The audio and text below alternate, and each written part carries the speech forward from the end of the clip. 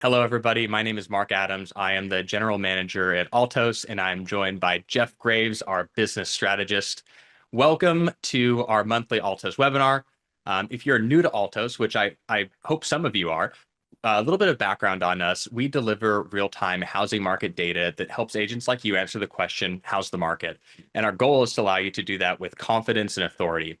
Now, the platform that we've built really goes beyond that lagging sales data that you might get from your MLS or from some of your data partners. And we're really looking to give you the leading indicators that you need to stay ahead of a rapidly shifting market. Better yet, we want to help you share that data with your clients and your prospects. And our goal is ultimately to help you guide your clients with clarity and ultimately automate as much as possible so you can focus more time on closing deals.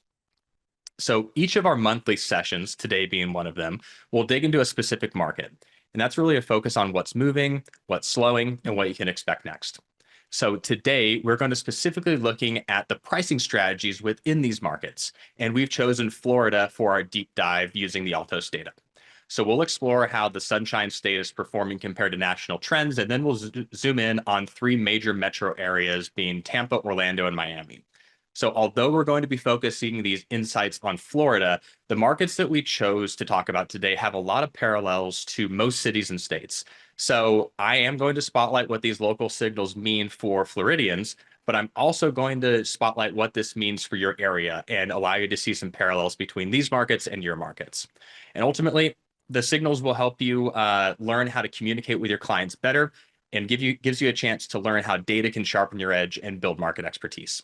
So after we dig into data, Jeff is going to show you how you can develop similar insights and successfully frame your conversations with sellers using the platform. Now, Jeff is a great resource to our team. He was a real estate agent before joining Altos, and he was an Altos user before joining Altos. So be sure to stick around here in a little bit, and Jeff's going to share that firsthand knowledge and his insights about how Altos can help you win business.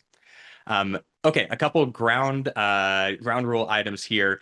The chat function is live. Share any questions that you have. Our team is here to help answer those questions. The most common question that we get is, how is my market doing?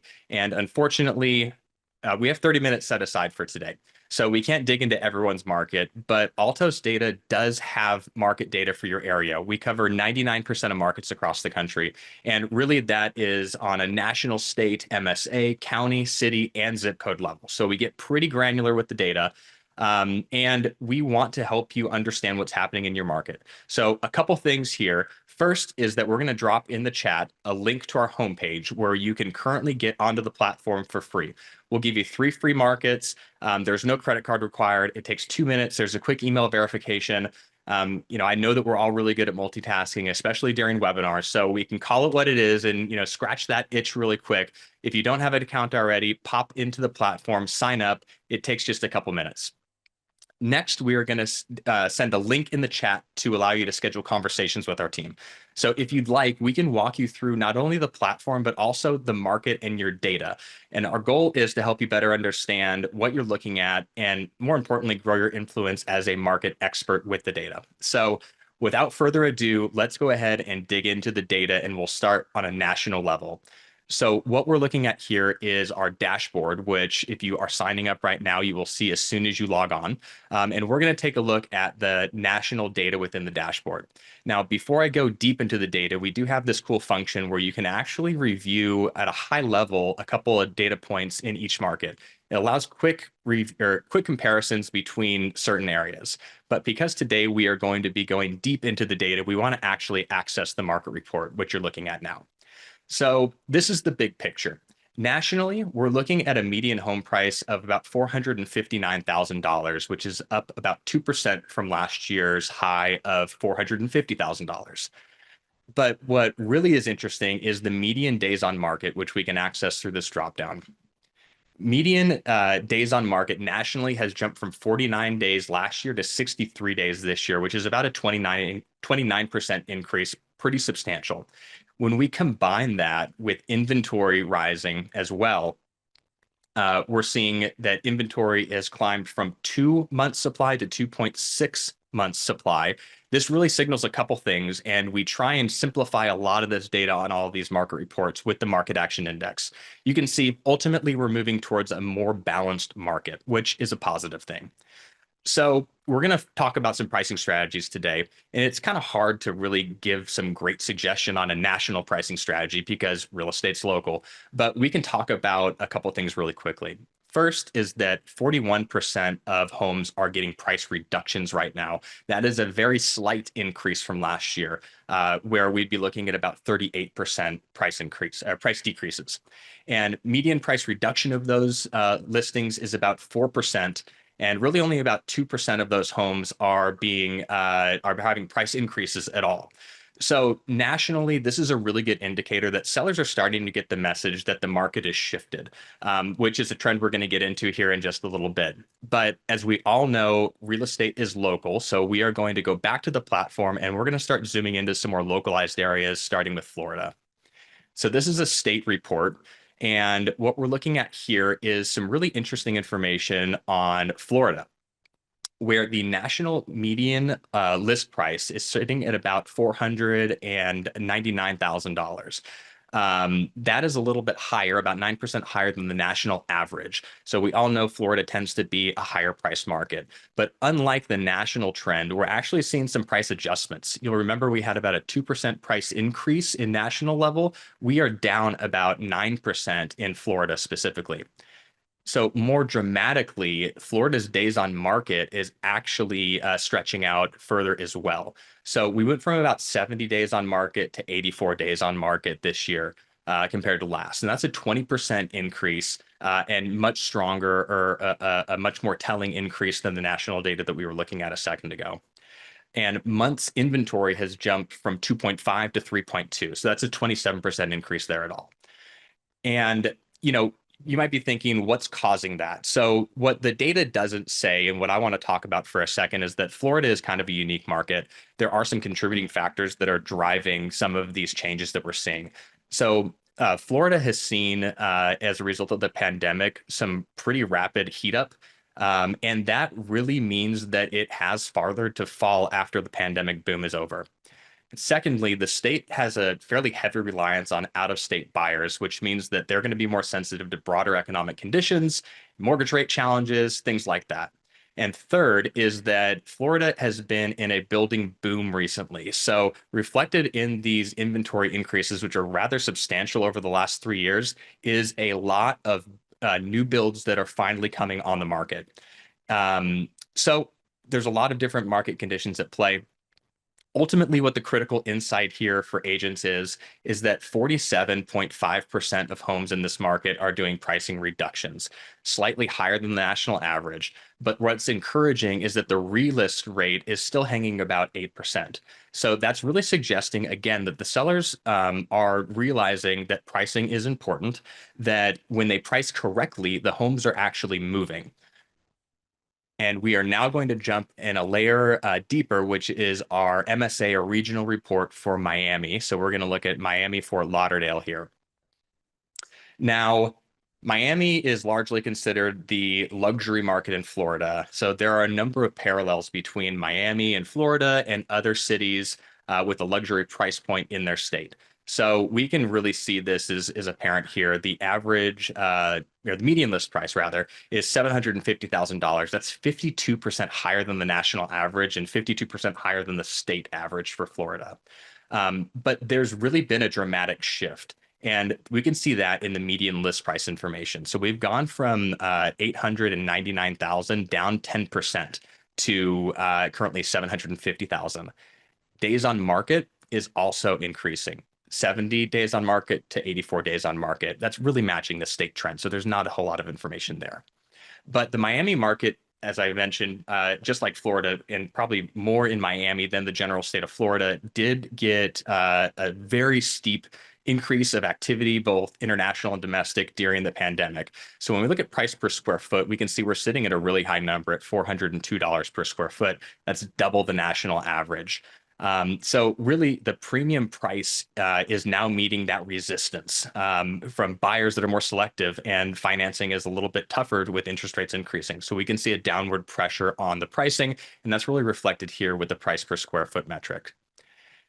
So ultimately, the learning from this information is that, luxury sellers still need to have that somewhat of a reality check conversation. In those conversations, you can obviously point out that new listings are coming in at 675,000. And while we are tracking absorption or sold properties are selling at closer to $699,000. So there's a pretty big gap between the new listings, median list price, and the actual sold price. And, as a result, 41% of those homes are being repriced currently. That's actually lower than the Florida average, but it tells us something important. And that's in luxury markets, sellers tend to be more resistant to price decreases. I'm sure that's a conversation that you have all have had with a particular seller with a high price point home. They don't want to cut, but when they do a meaningful cut. So we are seeing that in the data with about 4.3% reduction in home price. And that's pretty high compared to the national and other city averages or MSA averages that we'll look at today. So here, the key takeaway is that in Miami and that for luxury markets, the market really has moved. Price leadership is what's winning here. And really, the message that you can deliver to sellers is that if we price it right the first time, we can actually sell it and we can avoid the days on market issues that this market seems to have. Or we can price it high and we can basically sit there and watch the market move and we'll call it what it is. A couple months later, we'll do a steep price decrease and we'll kind of end up in the same spot. But having that tough conversation with sellers becomes a little bit easier when you have the data that supports the fact that in this market, 41% of the homes are getting price decreases, and the amount of the price decrease is pretty staggering. So we are going to go to Orlando now. Orlando really tells a completely different pricing strategy story. And here the median list price is $498,000. That only represents about a 3% decrease from last year. So not a rapidly shifting market when compared to areas like Miami. And Orlando really represents what I would call a soft landing post-pandemic. So the prices are moderating themselves gradually while still maintaining a healthy transaction volume. And we really see that with the low relisting percent at about 4%. Again, 8% was what we saw in Miami. So a lot of homes are selling in the Orlando market. What's fascinating here, though, is you will probably see that the price decreases is higher than that in Miami. But what the data says is that the reduction amount that we're seeing is the smallest out of the three MSAs that we're going to be looking at. So that really suggests that the market is used to having a number of price cuts on properties, but making those small tweaks to get attention, to get the property sold, to get some velocity on the movement. So those frequent but modest adjustments is what we're seeing in Orlando. And sellers ultimately should expect to see those adjustments, and they should be coached in your conversations on that fact. So, you could potentially tell your seller that these small adjustments work here, but let's be realistic that we're going to bake this into our strategy. One or two modest price adjustments seems fairly fair in this market, and a clear expectation that you can set on the front end so that it's not, the blame game on the back end when you do suggest the price modification. So the last market that we're going to jump into is Tampa. And Tampa is really showing the most dramatic pricing behavior with median list price at about $469,000. That's below the state and national medians. And we've only seen a modest price decrease of about 3% year over year. And 56% of the homes in this market are getting price decreases. That's the highest rate in our analysis. What's different than maybe in Orlando is that the movement that we're seeing in these price reductions is more significant at 4.3%. So the highest that we've seen as well. So this is a market where we can tell that sellers are aggressively pricing properties, but they are doing fairly large and frequent price cuts to get them moving. So despite those pricing challenges, There is a lot of positive in this market. The transaction volume is up 32% year over year. And that really tells us there's that strong underlying demand. But the lesson here is that buyers are, they're not going to overpay for the property. And agents should position this as an opportunity for the sellers, which might sound weird. But if you price it right, you're going to sell it quickly. If the seller disagrees, you can obviously coach them on the reality of these aggressive pricing cuts that you're seeing within this market, and it really is the norm. So it's either take my advice now or take my advice later. So we've talked about a national level, a state level, an MSA level, and I want to boil this down to a couple suggestions here. And this is really what the Altos data is telling us and what I want to leave you with before passing to Jeff. It's that in listing presentations with sellers, leading with the market data and not optimism is likely the recipe for success. There are realities of all of these markets that once you present it clearly on paper with the numbers, it becomes easier to have those conversations. So these pricing reduction percentages by market can help obviously demonstrate the cost of overpricing. It's added days on the market. It does not result from the data that we're seeing in a higher selling price. And that really means that that market positioning remains very key. And to be clear, even in Miami with the largest price drops, that market is just normalizing. It's not collapsing. So these realistic pricing strategies are more important than ever, and transaction volume remains healthy, but the beneficiaries of that healthy market are those who have a properly priced offering. Now, in buyer consultations, really is the opportunity to emphasize that there is a lot of room for negotiation here. You could potentially prepare them for longer search times, not because there's nothing to choose from, but they can take their time, and that's really afforded by the climbing inventory, where we're sitting nationally on a 63-day median days on market average. And it really gives some breathing room for those buyers to make the decisions. And that selection is continuing to improve with inventory building. And at the current moment, we've reached our highest levels in most markets since 2019. So the fundamentals obviously remain strong in all the data that we're reporting on here at Altos. Population growth continues, job market growth continues. There's always a reason to move, and we're seeing that in the transactional data being up from last year. So it really means that your role more than ever is helping clients navigate that pricing reality in your own market. And Altos obviously has the data to allow you to do that.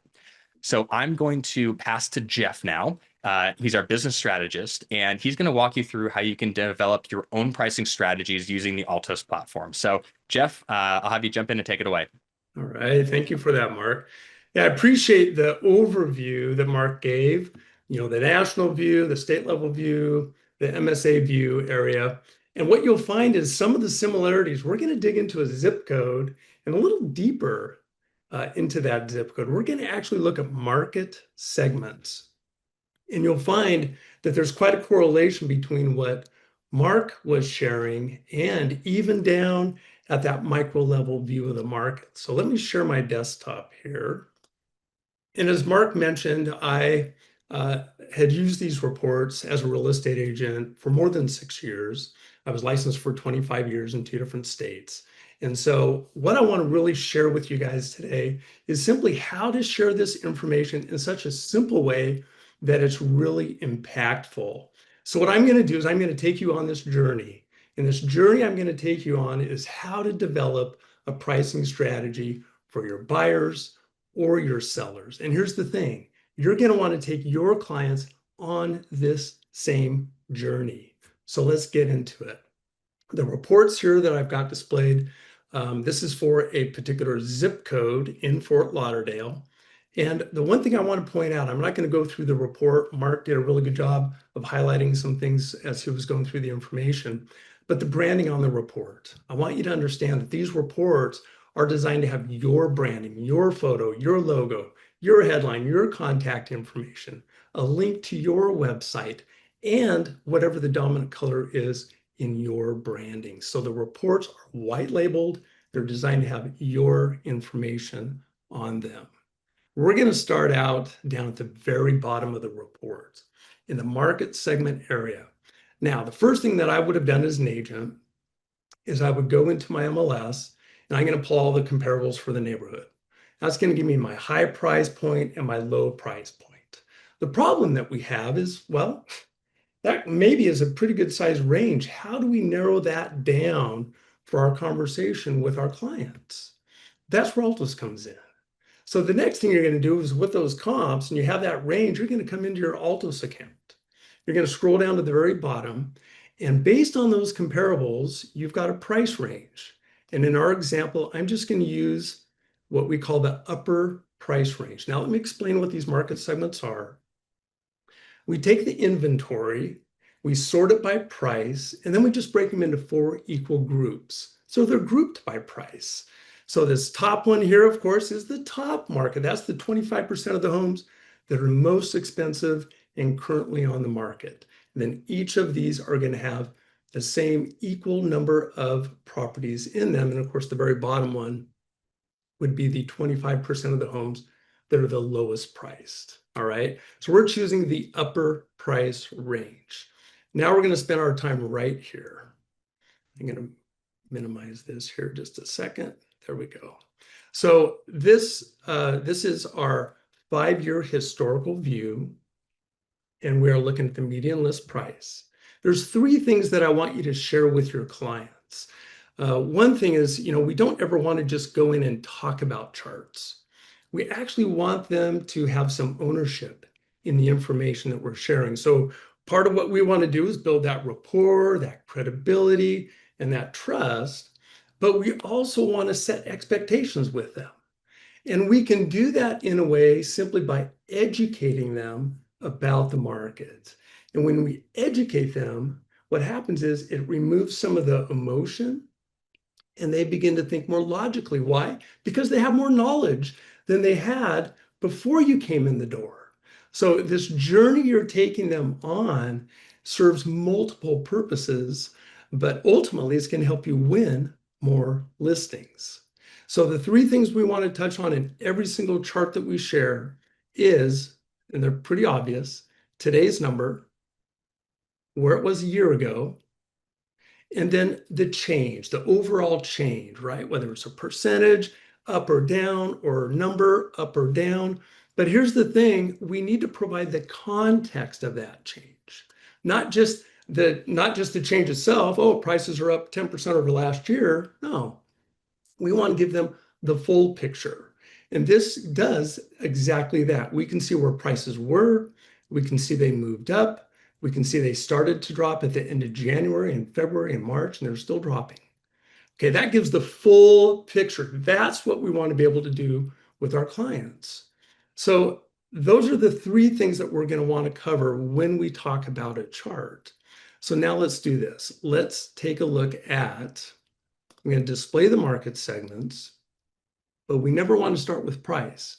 We actually want to end up on price. So we're going to start down at the market action index at the very bottom right here. And I'm going to hide these other market trends or segments that I don't want to talk about. I want to focus on this upper 90-day market segment.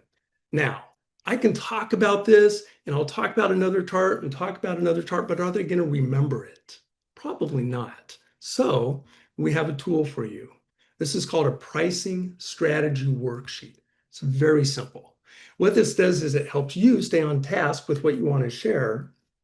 But more importantly, is it actually becomes a visual aid, and you're going to have your client complete this with you. Remember, you're taking them through this journey that you went through to determine the price range for their home. And so you're taking them through that, and they're going to see everything that you saw so that now they fully understand what the current market conditions are and how that ultimately is going to impact price. This makes it really easy for us to show and tell what's going on in the market. So if we're seeing in the market action index, if we're seeing strength, just have them put a 1 there. If you see a weakness, you'd have them put a 1 underneath the weakness column for the market action index. And that's actually what we're going to look at first here is the market action index. What is it? Oh my gosh. You know what? It's just this. This tells us when the market is getting more competitive, like it did during COVID, context, right? And we can also see, though, more importantly, is what is the current trend that's taking place. We can see the market's getting less and less and less competitive. And we can see today's number is 31. Now, 31 means the sellers have just this slight little advantage over the buyers. And I say that because 29 and lower, it's a buyer's advantage. So 30 is a balanced market in our market action index. But overall, what is the trend? And this is what we want to share with them. Going back a year ago, it was 50. So that was a strong seller's market. 2 years ago, almost 74, a stronger market even for the sellers. So when we look at our pricing strategy worksheet, we're going to have them put a 1 under market weakness. And then that sets up the stage for inventory. And here's what you'll find. We'll stack these charts on top of each other to tell a story about the market that makes it easier for them to understand. So when we see the market action index trending higher, guess what? We're going to see inventory dropping. When we see the market action index dropping like we are, we're going to see inventory climbing. So the one supports the other. And there we go. We can see the market got super competitive during COVID, right? As we saw it hit 100, which is the top of the market action index that we go to. And as the interest rates climbed, we saw inventory build. And of course, the market became less and less competitive. So again, we want to talk about where we're at today, 35. Where were we a year ago? 21. So that's an increase like 50%. And how about 2 years ago? 9. The inventory for this price range was only 9 single-family homes on the market. And now it's jumped up almost to 36. That's 4 times the number of inventory available. So guess what? Pricing strategy, inventory, weakness, right? Next one. Again, these build on each other. Price decrease. Now, there are 4 stages that every seller may go through. The first stage, of course, is, hey, everybody's optimistic. I want top dollar in the shortest amount of time. But stage 2 is where a lot of sellers end up. And Mark kind of alluded to this, the price decrease. So this is when a seller's gotten frustrated. They are trying to increase the demand for their home. About the only thing they can do at that moment, if they want to stay on the market, is to reduce their list price. And again, we can look at where are we at right now, 43. Where were we a year ago, 34. Only 1 out of 3 homes had lowered their list price. What about here? 18%. Wow, what a change. 1 in 5 homes had reduced their list price. And now up here, we're almost 1 out of every 2 homes had reduced their list price. So that's key. That's huge. That's a big change in the market. The other thing that I want to share here, and I could have done this on inventory, is here's where we're at today. And here's where we were a year ago. Well, what happened a year ago? We see it trended higher after that. What about 2 years ago? We see it trended higher. And 3 years ago and 4 years ago, guess what we're seeing right here? We are seeing the seasonal influence in the market. And again, sometimes we have to explain that. We have to let our clients know why this is impacting the market. And oftentimes it's the time of year. And so because this pattern has repeated itself every year for the last 3 years, right? I want to let them know we should expect this to do the same thing. It might not, but we should expect it to. That expectation goes into our pricing strategy. The next stage that a seller would go through is they're going to take their home off the market. And then the 4th stage would be to put their home back on the market. And we have that under relisted. It's a low percentage, so I'm not going to take the time to go in there. And then we've got the days on market. And what you'll find, the days on market, of course, has a seasonal influence, right? And so we can see that in here, and we can share that with our clients.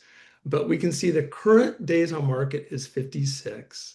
A year ago, that was sitting at 28, so it's doubled in the last year. It's absolutely taken longer for properties to sell. which means, hey, properties are still overpriced. So we need to, adjust our price, our thinking about price.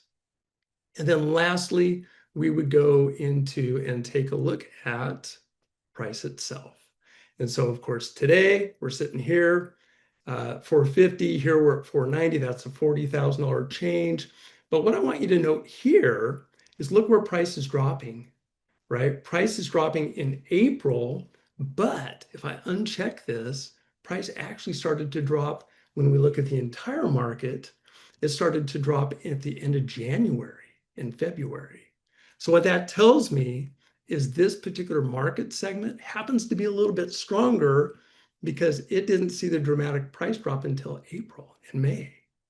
And I can reinforce that thought by looking at the days on market down here. It has the lowest days on market. So with this, we can simply take a look at our pricing strategy review. They would have marked these things like this and down here. This is a great visual aid. Keep it out, keep it on the table as you go through the comparables and the rest of your listing presentation. That is a simple and impactful way to share this information with your buyers and your sellers. Take it away, Mark. All right. Well, I see that there are some questions in the chat, which our team will get back to you if we have not yet responded. I do want to give one more call out to jumping onto the Altos platform. Absolutely free. Takes just about 2 minutes to get signed up. It looks like from the beginning of the webinar, a lot of you have taken us up on it. So if you haven't done it yet, please do so. Our team is standing ready to assist. If you'd like to schedule time with us, have us go through the market in your area, talk about some of the features and how you can share your insight through the platform. Please let us know how we can help. We are here to assist and make sure that you have the data needed to be as successful as possible in your pricing conversations. On behalf of Jeff, myself, and the Altos team, thank you for joining us. Next month, we're going to have a very special guest. The chief economist of Housing Wire will be joining us to give a broad overview of interest rates, Fed policy, housing inventory, a really deep dive on the key market indicators. I saw in the chat, Brian, yes, the chart daddy will be joining us. So join that webinar. We'll be sending some invites out here in a little bit. But as a reminder, the replay will be in your inbox. Grab the pricing sheet that Jeff was working off of, sign up for the account, and thank you guys for participating in today's webinar. Thanks so much. Bye.